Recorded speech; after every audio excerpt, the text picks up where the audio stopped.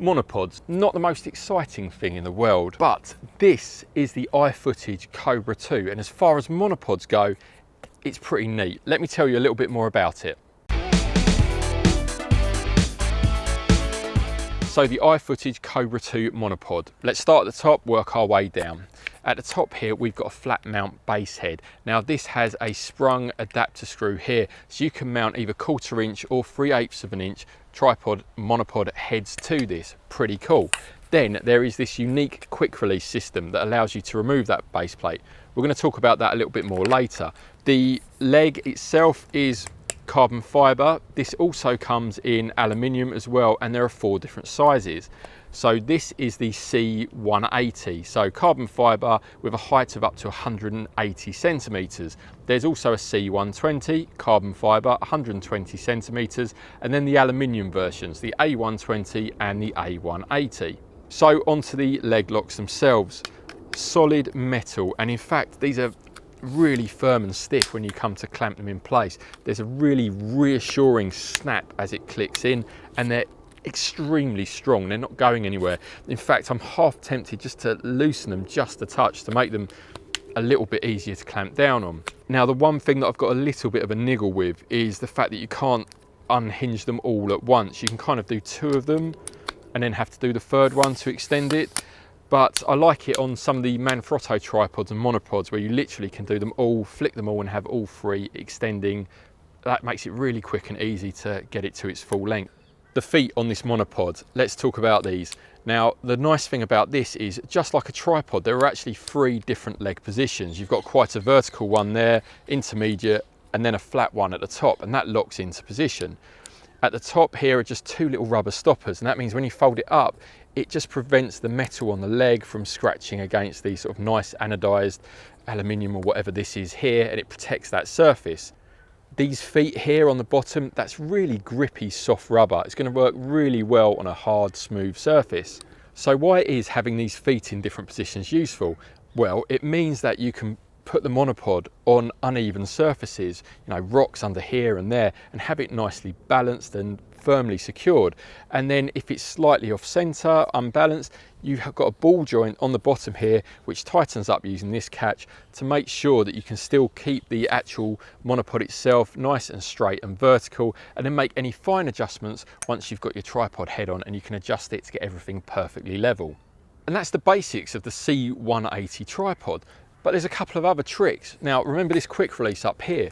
We can snap off the base plate really simply, but we can also remove the legs, put those together, and you have a really small, dinky tabletop tripod with adjustable leg positions and a ball head.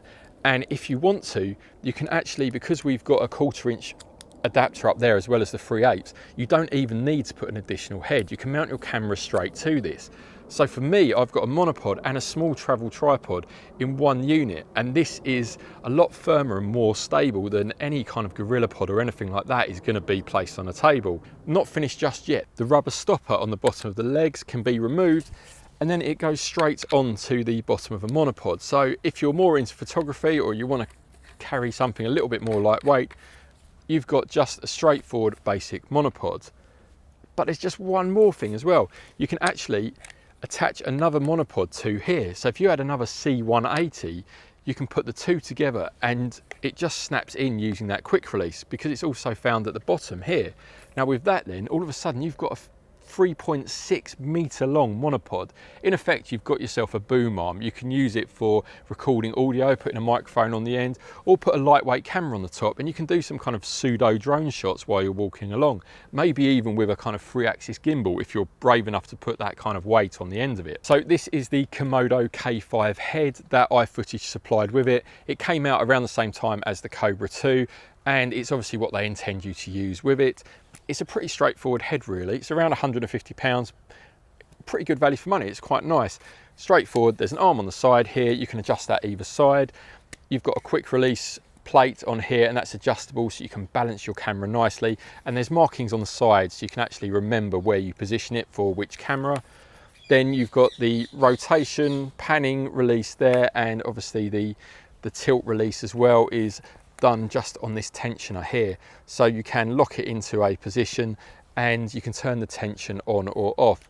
Really though, it's tension on or off rather than different kind of strength, but it works really well, and it is a proper fluid head. As you can see here, it moves up really nicely and smoothly, so it's going to enable you to get nice smooth panning and tilting shots. The C180 varies in price a little bit depending on where you're buying it. I've seen it anywhere from sort of £180 up to £200 plus.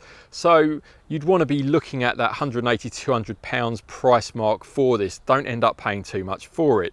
The C120 is a little bit cheaper. It comes in at nearer the £140 mark. Bear in mind that that is without a head, but you can either use your own. Again, either a 3/8 of an inch or a 1/4 inch head will fit on this, or the Komodo K5, again around £150. I'll put all of these details to do with the prices and the links to the iFootage website in the description below. And if you want to keep up to date with all the latest photo gear news, make sure you hit that subscribe button.